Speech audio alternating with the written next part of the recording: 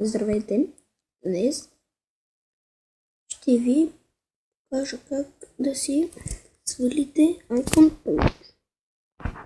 Ако сте с таблет Asus MemoPad или отпадията Asus Zen U или какъвто и да е, само да е Asus, всеки знае, че би трябвало да задържите на едно чисто място. Така ви излизат тези неща. Чукате на Icon Pack. Аз съм с Asus Zen U.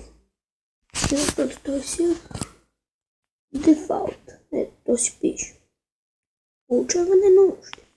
Тогава чукате от вашия Google Play или мобилния Android или Apple, каквото и да е. Чукате и влизате на тази страница с Icon Pack. Ето ги. Аз харесвам този и го свалям. Чакай секунда. Само да проверя нещо. Да. Харесвам тази. Сваляте го и ще спра клипа, докато се свали. И да, вече се инсталирам. Виждате. И да, вие не натискате на отваряне.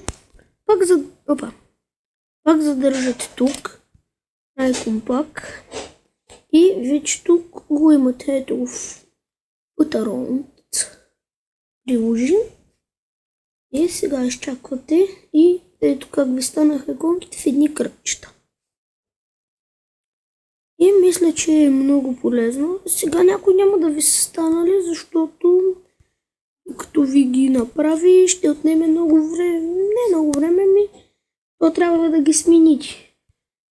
Е така, смахам всичките, защото на мен ми пречат. Аз не харесвам да имам много икони по това. И ако някой не ви се случили, ето тук имате всички. Ето ги. Minecraft, MyTome, Lego Ninjago, Aero Truck Simulator, Racing Fair, Mobile, Twitch, Torrenta, Mach Player, Need for Speed Most Wanderer, Screen Recorder и още много. И Dragon City и Monster City.